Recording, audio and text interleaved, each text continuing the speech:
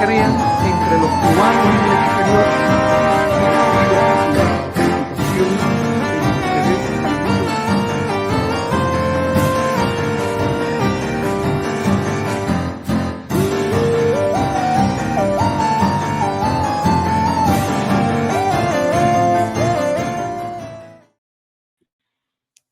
Hola amigos, hola amigas, disculpen la... A ver cómo lo hacemos aquí porque estoy buscando cómo ponerlo. Ya, está. Hola amigos, hola amigas. Vamos a hacer el programa. Yo sé que es presentándolo a última hora. Hay cosas que hemos preparado y nos gustaría compartir. Yo sé que no se ha hecho el anuncio, pero yo dije que iba a tratar de transmitir todos los miércoles. Ahora estoy tratando de hacerlo más temprano, pero de verdad que me es muy difícil. Entonces creo que lo voy a empezar a poner sobre las 6 de la tarde, 7 de la noche, a ver si así puede salir mejor. Yo sé que las tropas nos están diezmadas, pero vamos a hacer el programa y que quede ahí y que después lo vea aquel que lo quiera eh, ver. Y es un día importante que yo no quería dejar pasar porque como ciudadano de los Estados Unidos, a mí me parece que es importante el trabajo que hacemos de puente entre Estados Unidos y América Latina, entre lo que es la parte norte de las Américas, la parte caribeña, la parte sur. Y yo creo que un día tan importante como es este día, que se conoce como el Día de la Constitución de Estados Unidos y de la ciudadanía. Y esto quiero llamar la atención sobre esto porque yo quiero marcar la fecha y hablar un poco de lo que significa este día en la historia norteamericana y lo que significa la Constitución. Esto yo creo que es importante porque es notable, notable que ha habido un grupo de personas de ideas, digamos, progresistas, a favor de cambios importantes, que aún así tienen una actitud o han tenido históricamente una actitud fuerte de cuestionamiento a la Constitución norteamericana. Entre ellos es muy importante el tema de, o la persona de Frederick Douglass, que fue el intelectual afrodescendiente que pronunció ese famoso discurso sobre el 4 de julio. No estamos hablando de la Constitución, estamos hablando de la Declaración de Independencia, y en el cual él pregunta qué significa el 4 de julio para el afrodescendiente. En el caso de él lo llama para el negro, y es extremadamente crítico con la generación que fundó la República Americana, y también él se refirió a la Constitución como un pacto con el diablo. Y yo quiero recordar esto porque esto se menciona mucho, pero también hay que recordar que eventualmente él dijo que hablando con Lincoln, él desarrolla una relación no muy cercana, pero sí importante con Lincoln, y en este contexto él llega a decir que él había reevaluado la Constitución y dice que por hasta un problema de vergüenza, por un problema de ser coherente mínimamente con lo que se decía en el propósito, el paradigma de la República, eh, no se podía mencionar la palabra esclavitud en la Constitución, aunque en la práctica sí la Constitución tiene el compromiso fáustico para existir, para poder unir a los diferentes estados, particularmente los estados del sur, donde la esclavitud era central a la estructura económica de estos estados. Se hablaba se hizo un pacto que aceptaba, por decirlo de alguna manera, implícitamente y también con bastante vigor la idea de la presencia de la esclavitud en el sur. Veo que no tenemos comentarios y no sé si lo vamos a tener, tenemos muy poca gente conectada, pero yo creo que es importante mirarlo. Y a la hora de mirar la Constitución, yo quiero hacer referencia a algunas cosas que tienen que ver con su historia. Particularmente, y en este día, o sea, en la historia de este día, déjenme compartirlo, voy a compartir con ustedes y por qué se llama el Día de la Constitución, y se trata el momento, el día en que en 1787 los padres fundadores, los framers, se le dice aquí, los de la estructura, firmaron la Constitución norteamericana. Y este es un día que primero existía por su parte, porque es la celebración esta histórica, y por el otro lado, ya siempre habían sus celebraciones, no tiene la connotación del 4 de julio, que se indica más como el momento de la fundación de los Estados Unidos, incluso de la Unión, y además por las ideas que se enuncian con gran claridad en la Declaración de Independencia, que es una pieza de escritura, de literatura política de primer nivel. Y pero el 17 de septiembre se celebra este momento porque es el momento en que, decíamos, se firma la Constitución por los representantes de los diferentes estados que convergen en Filadelfia y se quedan, porque hay quienes vienen y después se van porque rechazan el proceso que ha tenido lugar. Es una clase misma de política, la convención constituyente. Se convoca la convención constituyente con la idea de arreglar los artículos de la Confederación, que era el documento que existía como una especie de liga entre estados que, como dice la declaración, son separados, libres, ¿cómo es que se dice? Separados e iguales y soberanos esos estados. Y cuando se hace la Constitución, la idea original, el pretexto con el que se convoca es el de arreglar problemas que está registrando el país, temas de ingobernabilidad por el tema los problemas, los defectos institucionales de los artículos de la Confederación, pero muy inteligentemente el sector que podríamos llamar los federalistas, los nacionalistas, se agrupan y dan un madrugazo, no se puede decir de otra manera,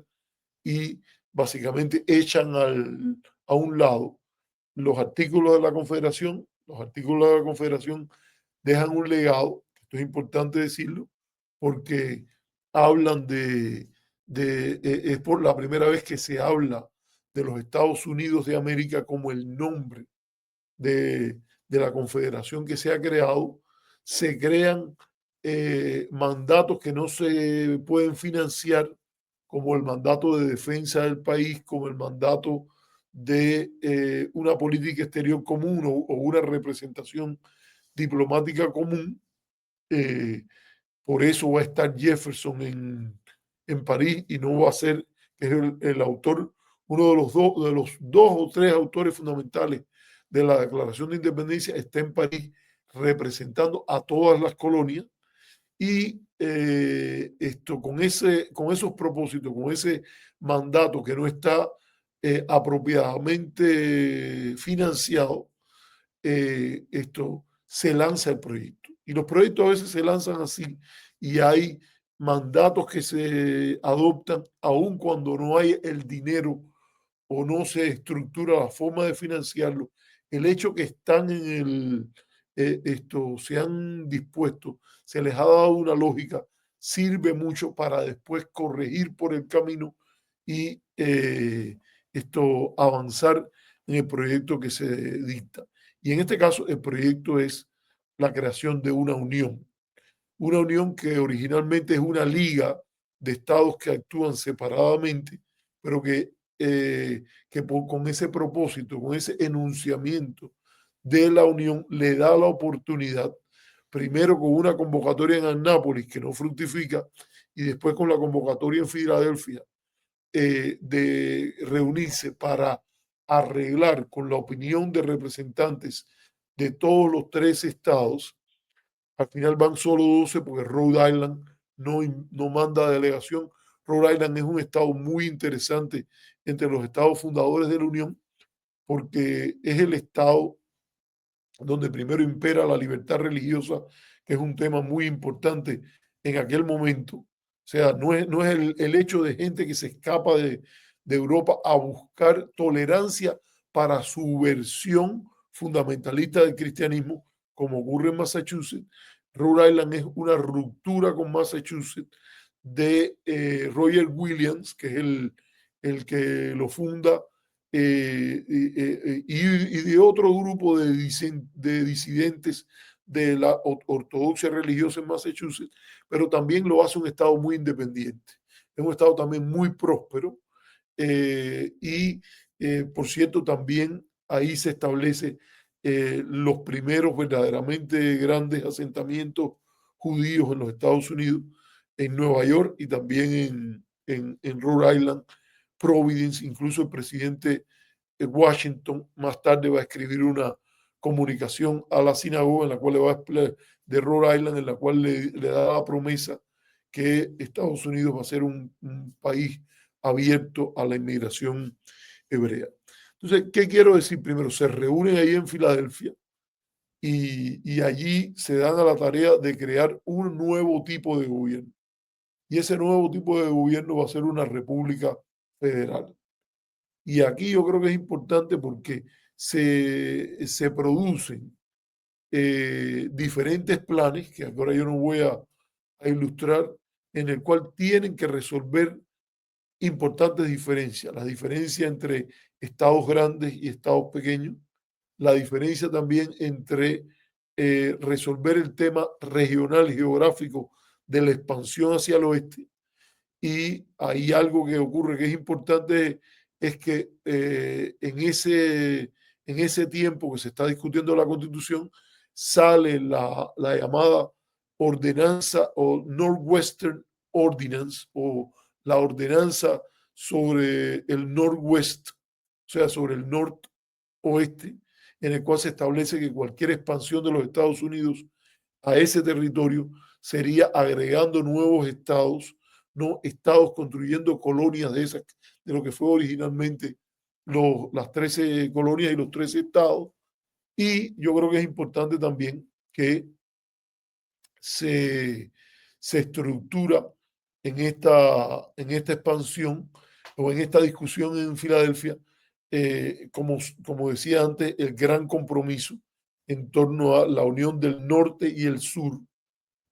a partir de una visión que se enfoca en el tema de los impuestos, pero también en la manera de contar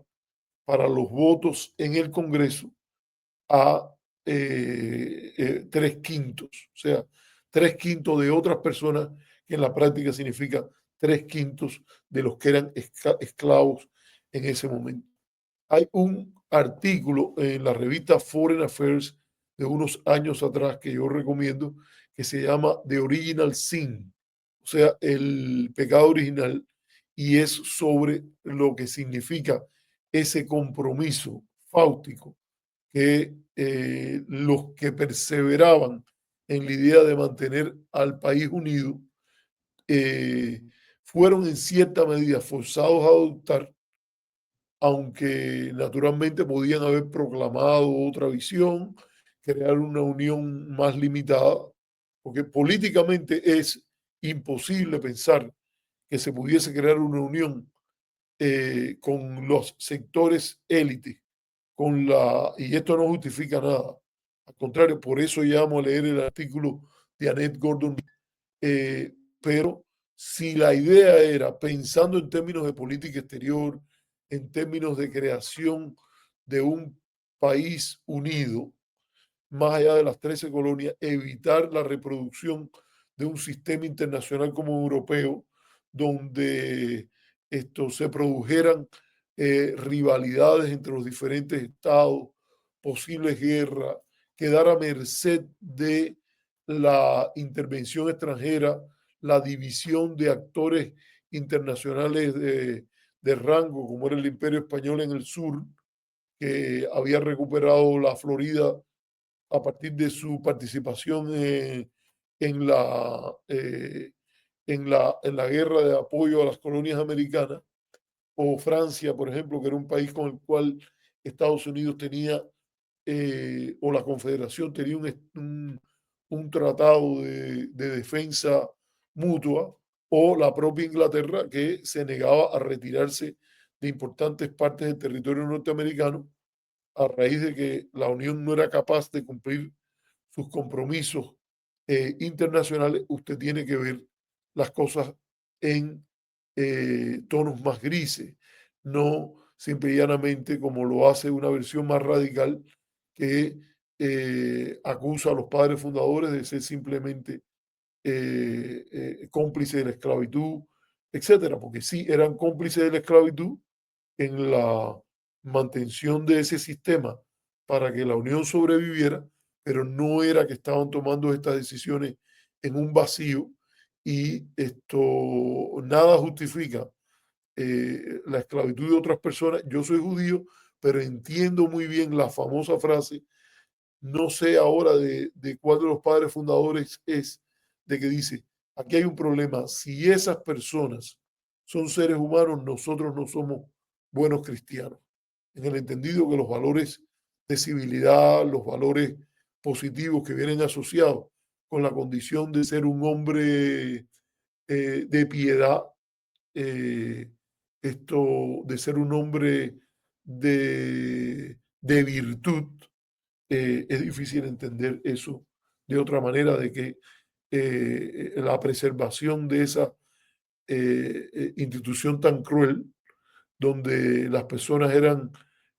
negadas en su mínima identidad y condición humana, fuera permitido. Pero yo quiero además decir que es muy interesante lo que es el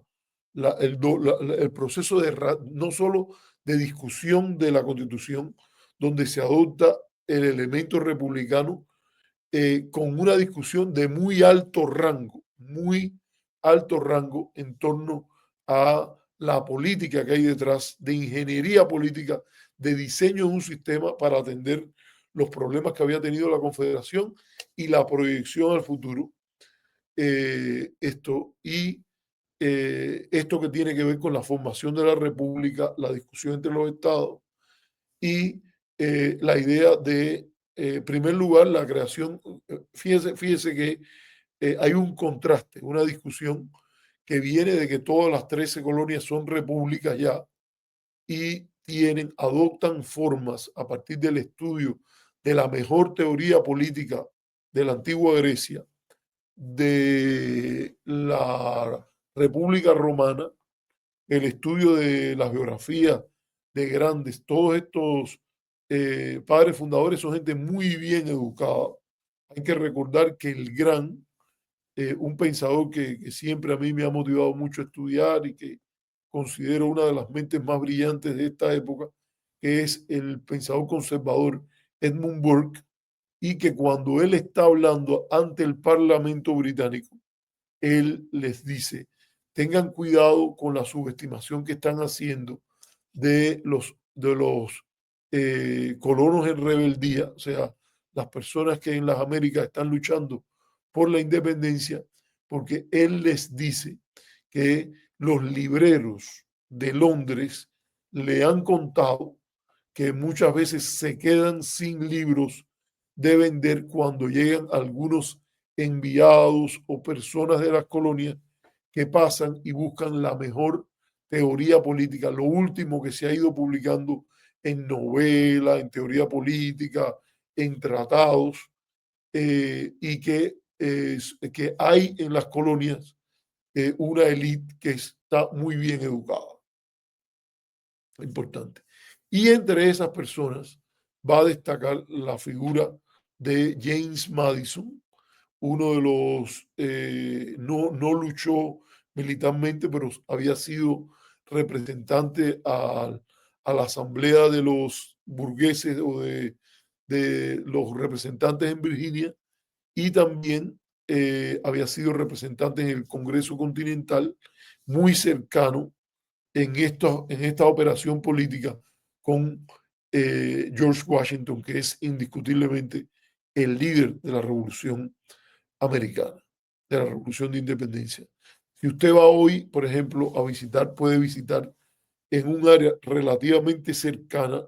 ya alejada de Mount Vernon, donde está el museo, la casa de Washington, pero más al centro de Virginia, usted se puede encontrar la finca de Monticello, que era la de Jefferson, que colinda con la de Madison, y muy cerca de ahí, no es una finca muy grande, sino una casa pequeña. También se dice que la casa original se quemó, de James Monroe, que es otro de los padres fundadores y que también va a intervenir en el debate sobre la Constitución, pero no del lado de Madison, no del lado de George Washington, no del lado de Franklin, sino luego en el proceso de ratificación va a ser uno de los líderes de un grupo que se va a llamar los antifederalistas, opuestos a la ratificación de la Constitución. Mucho gusto que esté por aquí, Marta. Sé que hemos convocado a última hora, pero bueno, imagínese usted, qué gusto que usted se conecte con nosotros. Entonces, ¿qué pasa? Se produce esa reunión en Filadelfia y a partir de sus propios intereses, pero también yo creo de un diseño de política que busca la estabilidad, se produce el pedido o el diseño de hacer una república federal. ¿Qué se entiende aquí por una república? Este tipo de gobierno se adopta en oposición a la monarquía de la cual se ha sacudido las 13 colonias y también en oposición a lo que se llama una democracia pura. Y se contrasta mucho el tema de cómo en Atenas, a través de las decisiones mayoritarias, lo que muchas veces terminó imperando fue una tiranía de la mayoría o una especie de gobierno o régimen de la muchedumbre donde no se respetaban esenciales derechos que son importantes a la hora de manejar una administración moderna. Y aquí hay que recordar que la propia declaración establecía que todos los hombres son iguales, con todo lo que en eso hubo de hipocresía por el tema de la supremacía blanca. Segundo, se dice que todos están dotados por su creador y por las leyes de la naturaleza con derechos inalienables que les corresponden a todos y que la función del gobierno es defender esos derechos inalienables. Entonces, nótese que aquí hay una protección de esos derechos que predomina sobre la idea democrática de gobierno de la mayoría. Y entonces, para eso hay una discusión muy importante, porque hay una preocupación que hoy vuelve a estar en el dando la campanada, que es el problema de las facciones. Cómo se divide una comunidad donde las personas tienen derecho a expresarse y derecho a agruparse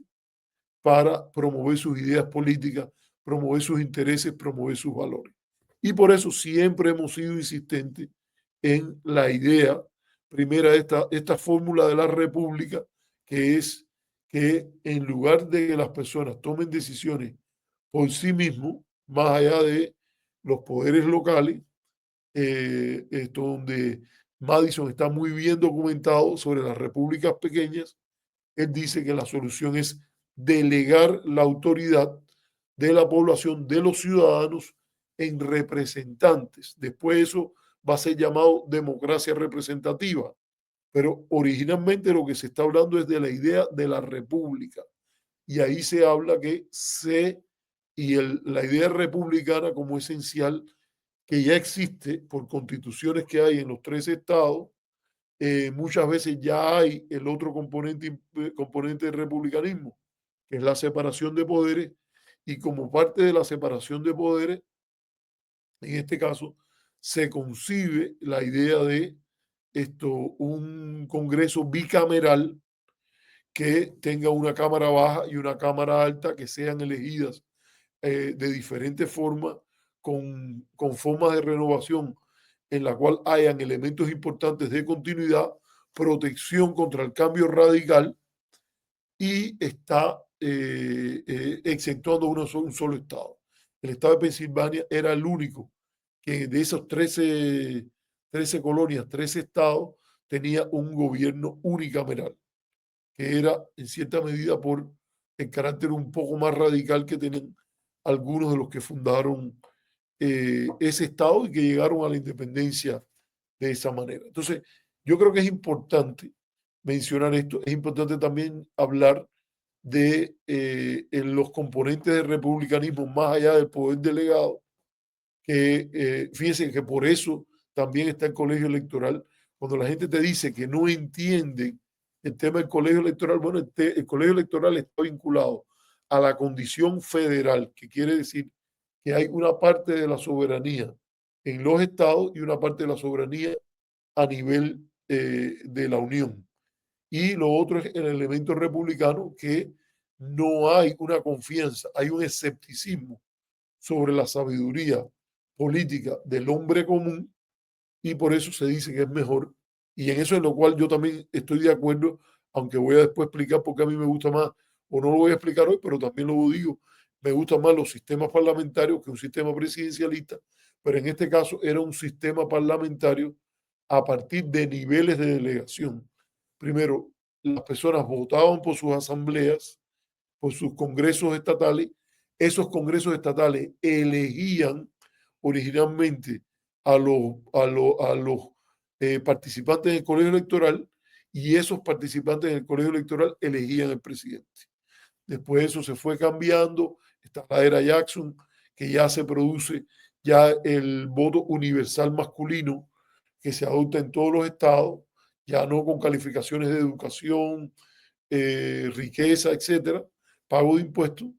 y eso va a cambiar, la república se democratiza, pero es muy importante entender esa lógica de delegar el poder para filtrarlo de manera tal de que el presidente también tampoco sea una figura tan consolidada como lo va a ser más tarde cuando se crea la noción de un mandato directo del pueblo, en el cual el presidente puede decir yo soy la única figura que está aquí electa de alguna manera con muy poco nivel de delegación entre la voluntad del pueblo y el colegio electoral y después presidente mismo. Pero antes habían varios niveles de delegación, como lo concibieron los padres fundadores. Y entonces, resumiendo esto, está la idea de la república, poder delegado, el pueblo elige a sus representantes y sus representantes toman sus decisiones en las ramas legislativa y presidencial, y la creación de un aparato judicial federal para garantizar, primero que todo, el funcionamiento y el cumplimiento de las leyes a partir de un mandato que ya no es de los estados, como era en los artículos de la Confederación, sino era un mandato directo del pueblo de los Estados Unidos. Fíjense que lo más importante que hay en la Constitución, en su preámbulo, cuando inicia, dice, nosotros, el pueblo de los Estados Unidos. No dice más los estados. Muy curioso que cuando se crea la Confederación del Sur, antes de la Guerra Civil, le cambian la Constitución y el preámbulo más o menos parece, pero dice, nosotros, el pueblo de los Estados Unidos, expresando nuestra voluntad a través de los estados. La otra cosa que ellos cambian de la Constitución es que ahí sí la ponen abierta y claramente y dicen que nada puede cuestionar la idea de que la raza negra está hecha para con mandato divino y es una ley natural que sea esclavo, que eso no existía y eso está bien explicado y contrastado en este artículo que les mencionaba de Annette Gordon Reed, que se llama El pecado original. Lo pueden leer en la revista Foreign Affairs y tengo entendido que no está bajo muro, o sea, no está bajo cubierta que tenga usted que pagarlo. Usted lo puede buscar. Si por ahí estuviera Mendive, le pediría incluso que la buscara en la revista Foreign Affairs para poner el link. Se llama The Original Sin, o sea, El pecado original, y es por Annette Gordon Reed, que es una profesora de política norteamericana creo que es de Harvard o de Yale. Y el otro elemento es el tema, repito, el tema republicano y el tema federal. La idea de que hay esa soberanía compartida y hay entonces un espacio donde la, la jurisdicción del Estado federal y del Estado y de los estados se yuxtapone y en ese caso predomina una cláusula que se va a llamar la cláusula de supremacía, y la supremacía en este caso la tiene la ley federal. Hay toda una historia de evolución de la supremacía federal y de relación entre la ley federal y la ley estatal, pero ahora no tenemos tiempo para cubrirlo. Pero aquí es algo que se ha llamado por los estudiosos de la política estadounidense el gran laboratorio de la República Norteamericana, porque permite que en los estados se produzcan formas competitivas de gobernar, se producen elementos que permiten contrastar y competir entre las instituciones, la forma, las leyes, la forma que los gobiernos operan, y eso también yo creo que en el contexto de otros sistemas políticos también habla bien de lo importante que es la descentralización. Que en el caso de Cuba, por ejemplo, yo creo que uno de los problemas más grandes que hay para tener un mejor gobierno es el nivel de centralidad y la poca, a veces, de los poderes que se dan a nivel económico, a nivel político, etcétera. Por eso, por ejemplo, mucha gente esto sabe que yo he propuesto la idea de que en Cuba haya elecciones directas a alcalde o, ¿cómo se le llama?, intendente, y que se den poderes importantes de taxación, o sea, de imponer impuestos, de manejo de presupuestos locales,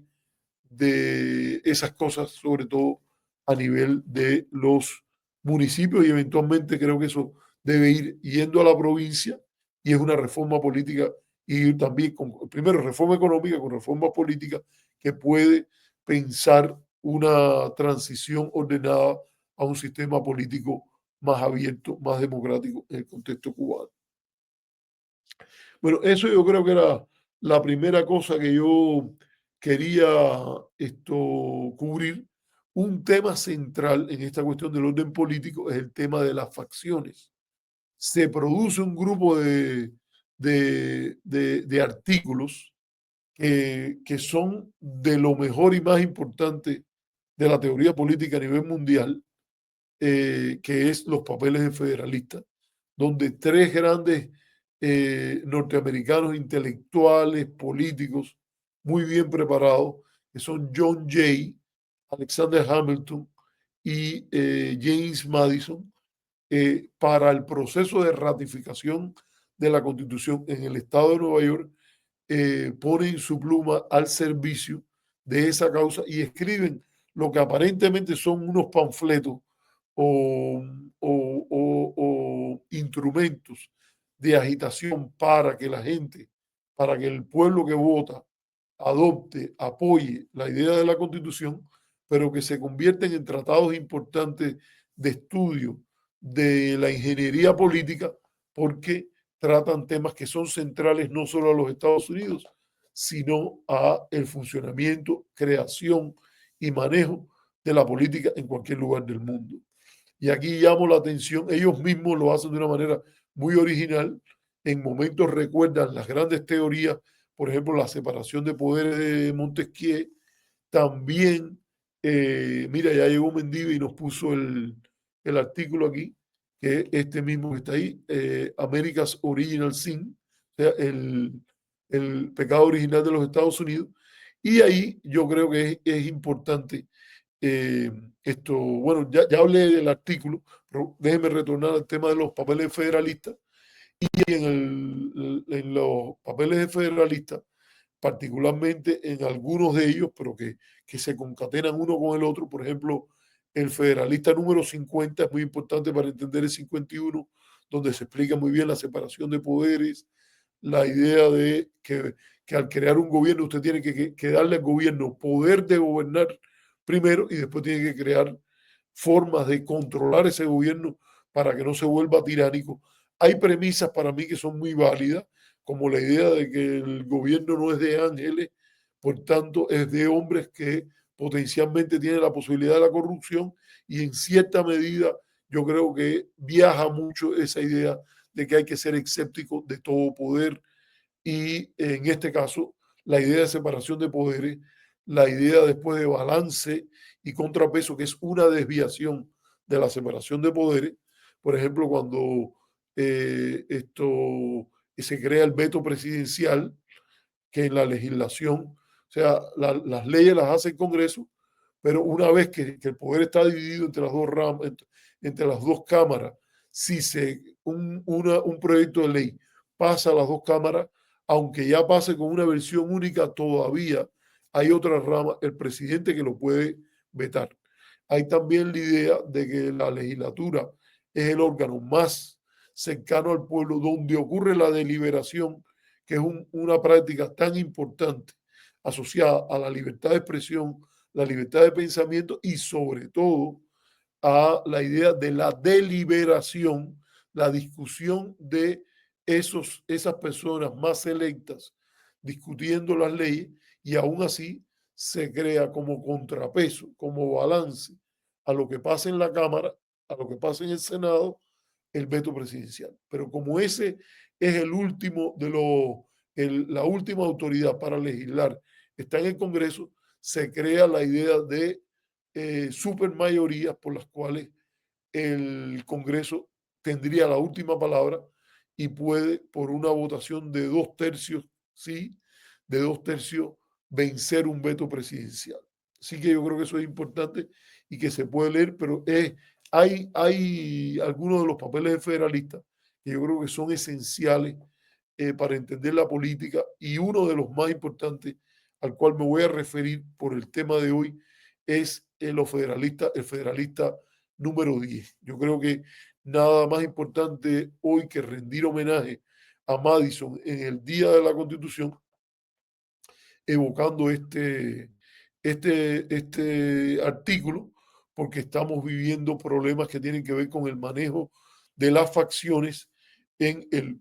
uso de la violencia en política, que se ha llevado víctimas tanto en la derecha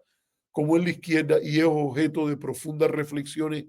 en esta última semana en los principales diarios del país. Entonces, gracias a Marta que esté por aquí. Buenas noches, nos dice un tema muy interesante de esta noche, y ya que Mendive se nos ha incorporado. Tenemos muy diezmada la tropa, pero vamos a hacer el programa. Vamos a hacer el programa con la mayor calidad, lo tuvimos que hacer a la carrera, y vamos a hablar un poco de